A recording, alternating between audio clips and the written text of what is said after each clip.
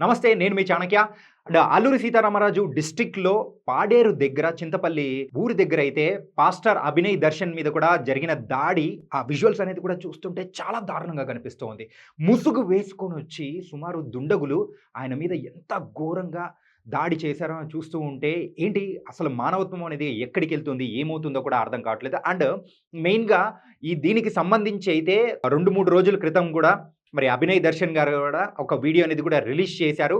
మరి అరకు నుంచి ఏజెన్సీ ఏరియాల్లో పాదయాత్ర చేస్తున్న సమయంలలో కూడా చాలా మంది దగ్గర నుంచి కూడా ఆయనకు బెదిరింపు కాల్స్ అనేది కూడా వచ్చాయి. "నువ్వు ఎక్కడో ఉండాల్సిన వాడివి ఇక్కడ ఎందుకొచ్చి పాదయాత్ర అనేది కూడా చేస్తున్నావు? నీకు అది అవసరమా?" అని చెప్పేసి చాలామంది కూడా సో, ఆయన మీద కూడా ఒక వాట్సాప్ కాల్స్ ద్వారా కూడా ఆయనకు బెదిరింపు కాల్స్ అనేది కూడా వచ్చింది. మరి దీనికి సంబంధించి అయితే ఆయన నా మీద థ్రెట్ అనేది కూడా ఉందని చెప్పేసి క్లియర్‌గా చెప్పారు.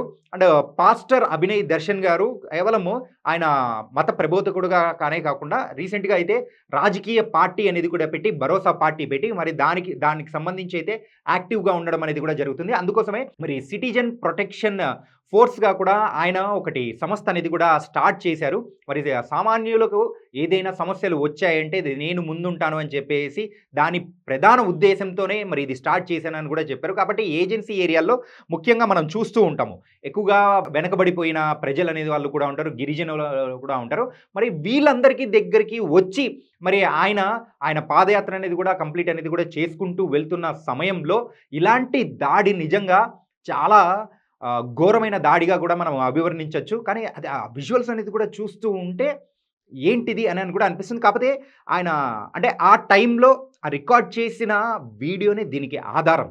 ఒకవేళ ఆ వీడియో గనక రికార్డ్ చేయకుండా ఉండింటే మరి ఇది ఎలా ఉండేది? ఏంటి? అని ఊహకు అందగని విషయాలుగా కూడా కనిపిస్తూ ఉంది. కాపోతే ఈ వీడియో అనేది కూడా ఖచ్చితంగా మరి పోలీసులకు విచారణ సమయంలో కూడా దీన్ని చాలా జాగ్రత్తగా కూడా పరిశీలించి ఎవరు ఏంటి పట్టుకునేదానికి చాలా సహాయపడే అవకాశాలు కూడా ఉంటుంది. అండ్ దీనికి సంబంధించి అయితే పాస్టర్ అభినయ్ దర్శన్ గారి మీద జరిగిన దాడికి సంబంధించి ఇప్పుడు మనమైతే మరి పాస్టర్ అజయ్ బాబు గారితో మనం మాట్లాడడం అనేది కూడా చేద్దాము. ఎందుకంటే సో, ఒక మత ప్రబోధకుడుగానే కాకుండా ఒక రాజకీయ పార్టీ పరంగా కూడా వెళ్ళాడు అంటే ఆయన అక్కడికెళ్ళి పాదయాత్ర చేస్తున్నాడు కాబట్టి ఈ దాడిని ఎలా చూడాలి అనే దాని గురించి మనం అజయ్ బాబు గారితో ఇప్పుడు మాట్లాడదాము.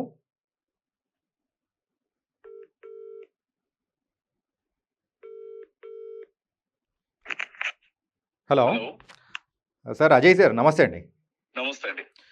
సార్ మన నిన్ననే మనం జూసాము పాస్టర్ అభినయ్ దర్శన్ గారి మీద జరిగిన దాడి నిజంగా చాలా అమానుషం. సో, దానికి సంబంధించి మీరేమంటారండి?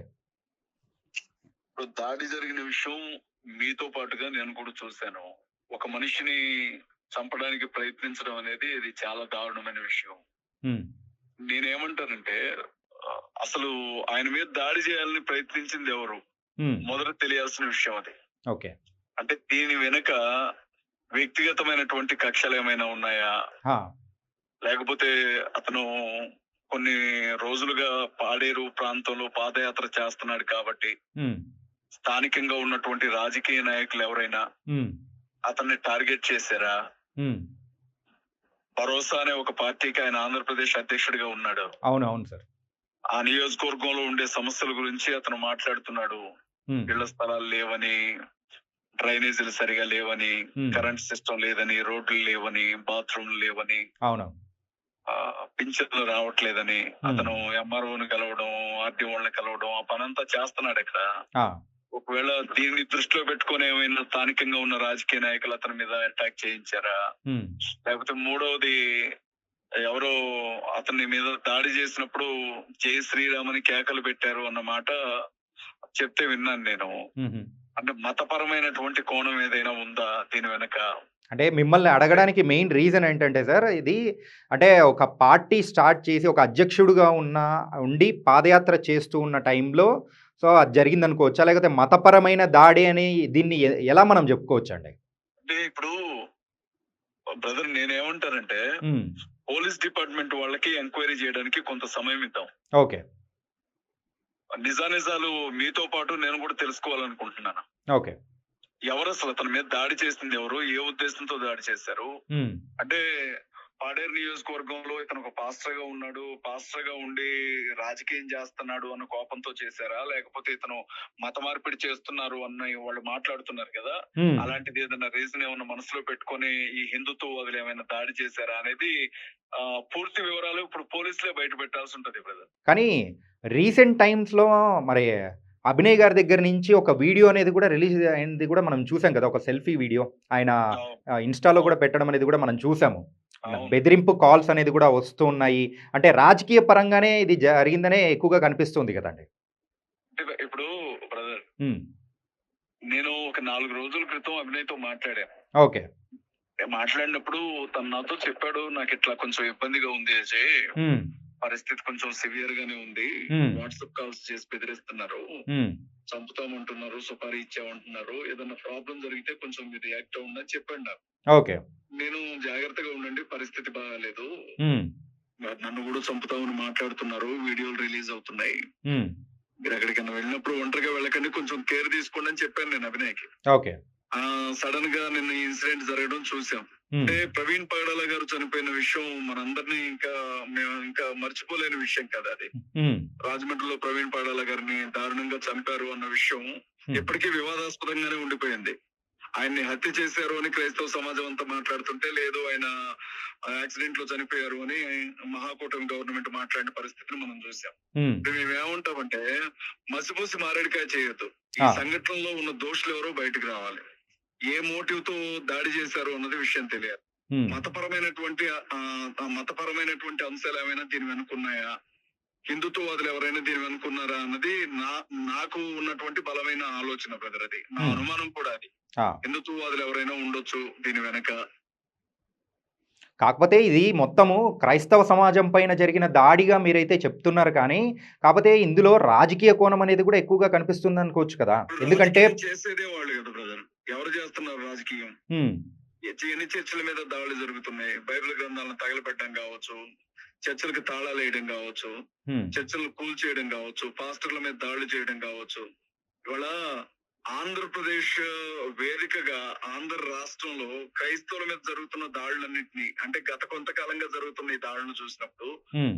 వాస్తవంగా మరి ఇది మతపరమైనటువంటి దాడిగానే చూడాల్సి వస్తది. నేనేమంటున్నానంటే, పోలీస్ డిపార్ట్మెంట్ నిష్పక్షపాతంగా ఎంక్వైరీ చేస్తే హ్మ్. దోషులు ఎవరైనా కావచ్చు, ఎవడైనా సరే, ఏ కారణంతో చేసినా కారణం ఏంటో బయటికి రావాలి. ఒకటి, హ్మ్. చేసింది ఎవరో బయటికి రావాలి, ఎవరు చేయించారో బయటికి రావాలి.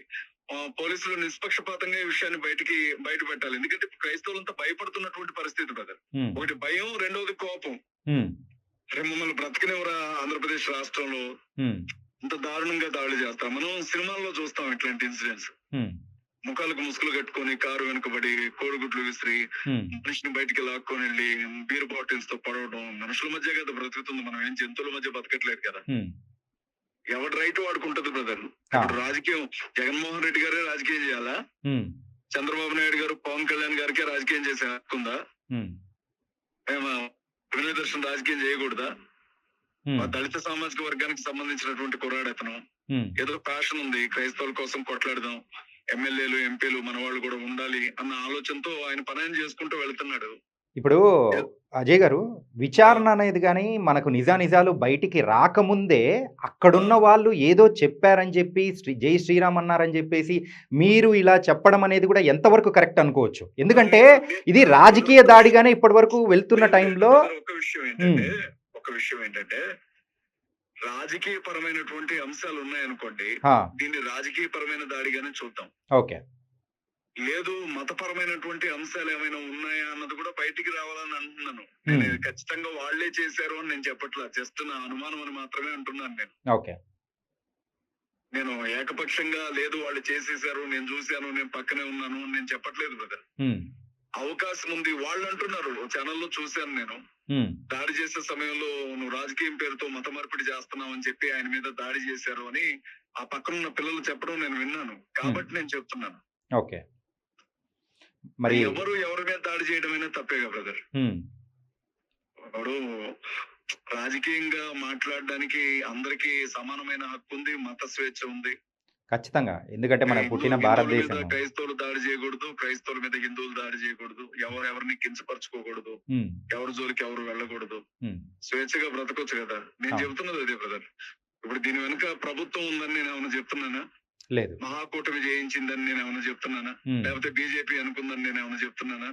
నేను ఆ మాట ఏం అనట్లేదు కదా. నేను హ్మ్. ఏం జరిగిందో పక్షపాతం లేకుండా ఎంక్వైరీ చేయండి, హ్మ్. విషయాలను బయటికి తీసుకొచ్చి చెప్పండి. హ్మ్. ప్రభుత్వం అనేది ఒకటి ఉంది కదా, మనం ఏమి ఆటవిక రాజ్యంలో లేం కదా. ఆ!